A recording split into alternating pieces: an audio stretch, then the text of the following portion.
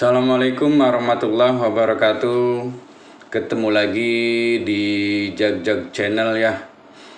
Yang biasa kita akan mencoba mengulas beberapa saham dan IHSG untuk hari ini tanggal 21 April 2021 ya teman-teman. Seperti biasa saya mengingatkan kalau ini hanya sebagai ulasan untuk membantu Anda dalam menentukan arah investasi Anda di pasar modal, khususnya sahamnya. Untuk sementara ini kita akan mengulas beberapa saham dan IHSG. Teman-teman, untuk perdagangan hari ini kita melihat dari perdagangan kemarin gitu kan, yang ditutup minus 14,2 poin gitu kan, atau minus 0,2%-an ya, di posisi 6038. Dengan melihat pergerakan IHSG kemarin dan perdagangan di indeks Dow Jones tadi malam gitu kan, IHSG akan kembali mencoba supportnya yang di 5946 ya teman-teman ya. Kita melihat di sini kemarin juga sempat menembus di bawah 6000 yaitu 5997 terendahnya, tapi tutup kembali naik di 6038. Nah, kalau kita melihat dari sekarang gitu kan, dengan beberapa berita juga masih kurang begitu bagus gitu kan, dan kemarin BI juga ibaratnya menurunkan atau memangkas proyeksi pertumbuhan ekonomi Indonesia dari 4,3 sampai 5,3%-an untuk 2021 itu menjadi 4,1 sampai 5,1%-an di 2021. Jadi BI menurunkan proyeksi pertumbuhan kita gitu kan, memangkas kurang lebihnya 0,02 ya, ininya turunnya gitu kan, sampai ya kurang lebih antara 0,02-an lah ya turunnya gitu kan, memangkasnya gitu loh. Terus kalau kita melihat dari regional pun kurang begitu bagus ya, untuk berita-berita dari mulai COVID bertambah gitu kan di beberapa belahan dunia gitu kan.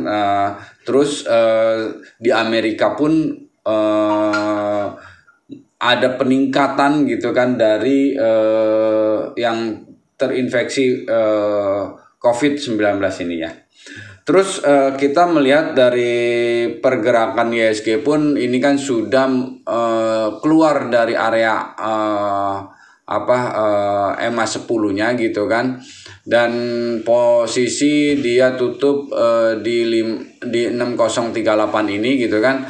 Jadi kemungkinan besar untuk turun itu kembali terlihat gitu kan ya, dan menuju level untuk di bawah 6000 pun ada kemungkinan besar gitu kan. Keberapa sih intinya gitu kan, kalau saya lihat dengan melihat dari pergerakan regional dan dengan melihat dari beberapa turun juga harga-harga komoditi gitu kan, yang akan menandakan IHSG kembali menuju support di 5946-nya ya, kalau saya perhatikan. Jadi ada di sini ya teman-teman, 5946 ini support yang sebenarnya cukup lumayan kuat ya, berapa kali ditembusin, yaitu waktu tanggal 6 April tapi kembali tutup naik gitu kan.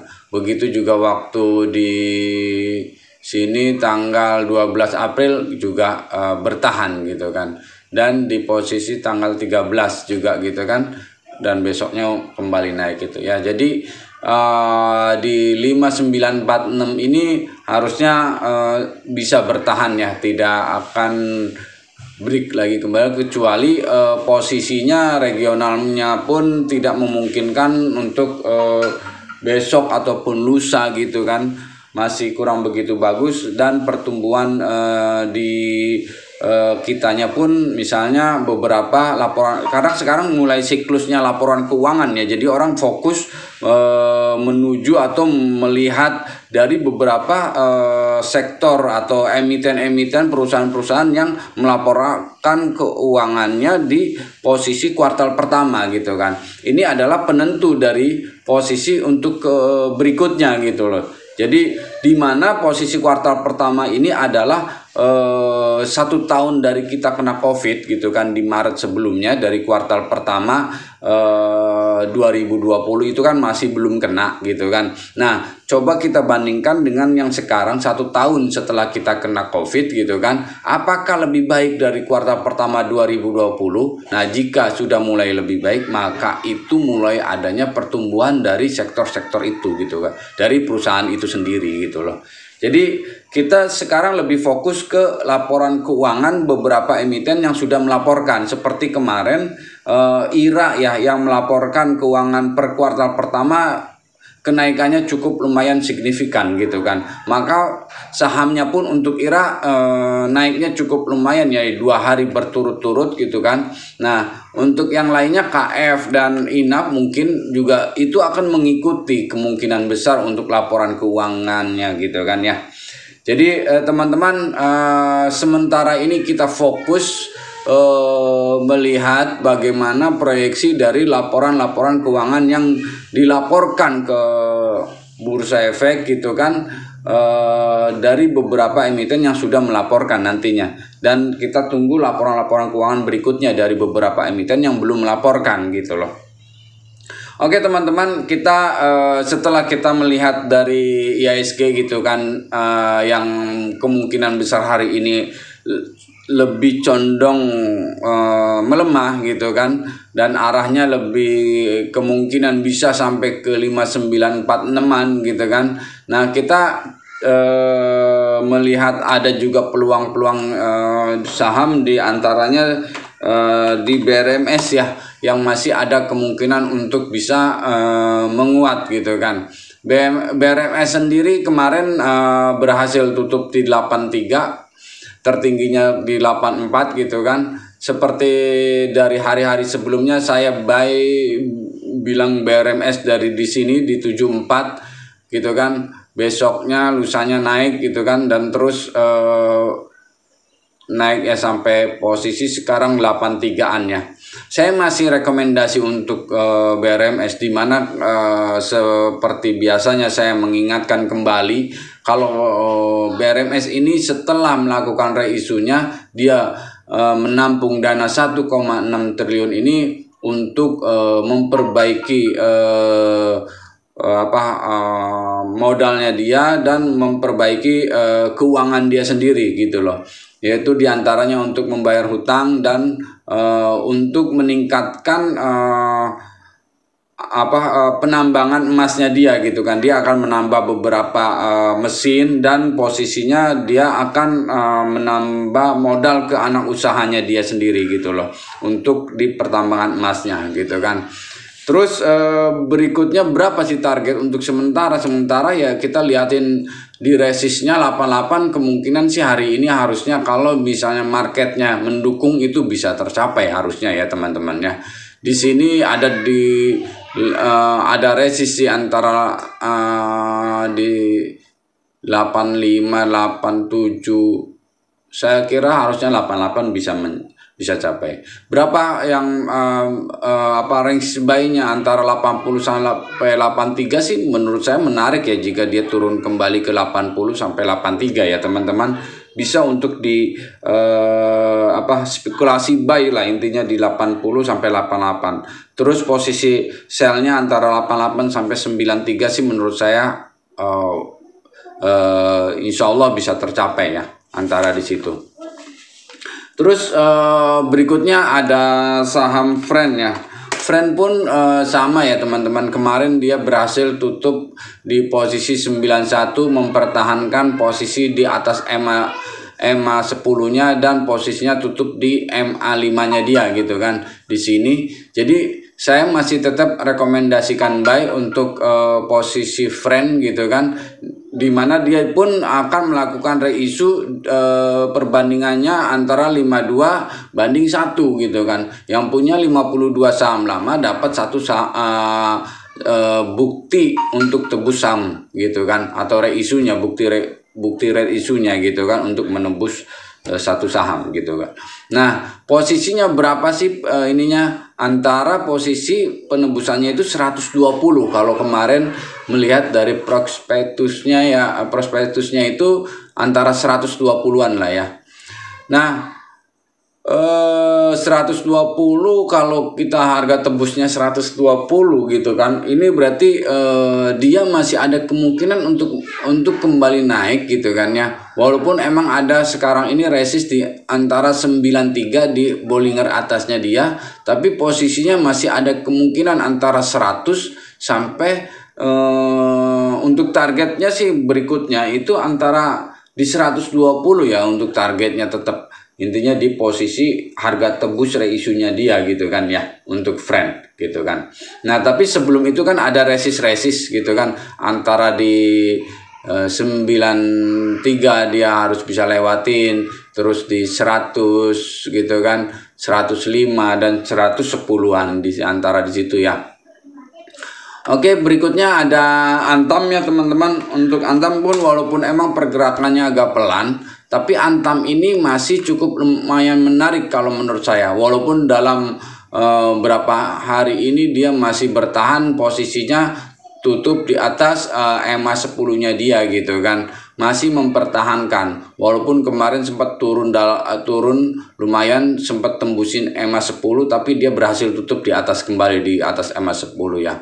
Hari ini pun ada kemungkinan hari ini dia akan naik menuju posisinya, kalau saya lihat gitu kan, dia antara di 2390-an atau 24-an ya teman-teman ya. Pergerakannya sih kalau saya lihat di antara ini 2390 sampai 24 di sini ya, untuk Antam ini gitu. Oke, untuk berikutnya ada KF ya, yang seperti saya bilang tadi, untuk IRA itu kan laporan keuangannya cukup lumayan ya, naiknya sampai sekitar 750%-an gitu kan. Nah, untuk KF pun ada kemungkinan ya teman-teman, untuk laporan keuangan untuk per kuartal pertama ini di 2021 bisa arahnya itu naik, bisa harusnya lebih baik dari 2020 ya, kuartal 2020, karena dia sendiri kan sebagai distributor yang mendistribusikan vaksin gitu kan. Keduanya juga obat-obatan untuk COVID dari dia semua gitu kan, kebanyakan, walaupun emang ada dari Indofarmanya gitu kan. Itu posisinya kalau saya lihat sih ada kemungkinan untuk si KF ini antara 31, di sini ada resist ya di 3130. Di sini untuk MA 50-nya gitu kan, 3130 dengan volume yang cukup lumayan banyak kemarin, kemungkinan menurut saya bisa tercapai ya untuk di posisi sini ya. Ada kemungkinan untuk hari ini, dan bisa lewatin posisi di sini 3230-nya, 3225-nya ya, antara di sinilah ya. Sampai 3225 untuk si KF ya gitu. Oke, untuk berikutnya ada perbankan yang kita melihat dari BBNI ya. Kalau lihat dari BBNI sih kita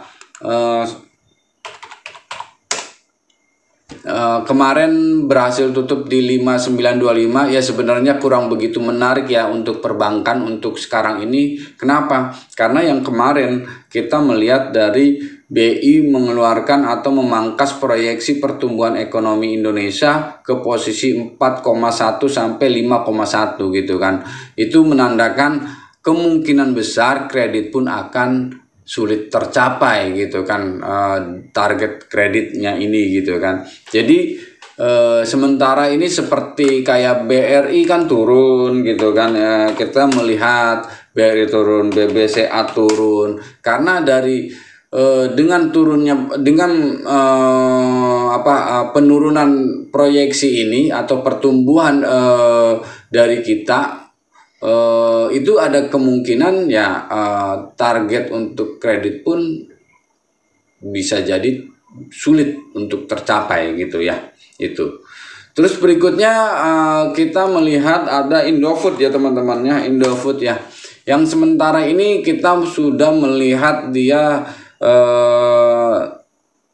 2, 3, 4 yang 4 hari ini dia berhasil mempertahankan di atas EMA 10-nya. Saya melihat ada tanda-tanda dia sudah mulai mau ngebreakin lagi gitu kan di antara 6780 ya, atau 68-an. Kalau dia berhasil posisi break 6825, kayaknya untuk si Indofood ini target berikutnya berarti dia akan ke 7.000-an ya teman-teman, jika dia breaking 6825 di posisi Bollinger atasnya ini gitu kan ya.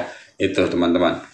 Oke, mungkin itu yang bisa saya sampaikan, ulasan-ulasan beberapa saham dan IHSG untuk hari ini di tanggal 21 April 2021 ya teman-teman. Ada BRMS, ada Friend, ada Antam, ada KF, ada BBNI, dan ada Indofood ya. Dan ada beberapa sih sebenarnya saham-saham yang bisa diperhatikan yang lainnya, cuma saya tidak bisa mengulasnya semua gitu kan. Saya hanya bisa memberikan 1, 2, 3, 4, 5, dan 6 gitu ya. 6 saham yang bisa saya ulas plus IHSG gitu loh. Itu aja yang bisa saya ulas untuk hari ini. Semoga hari ini bisa membantu Anda dalam mengarahkan investasi Anda, dalam menentukan kemana Anda harus membeli sahamnya gitu kan. Itu atau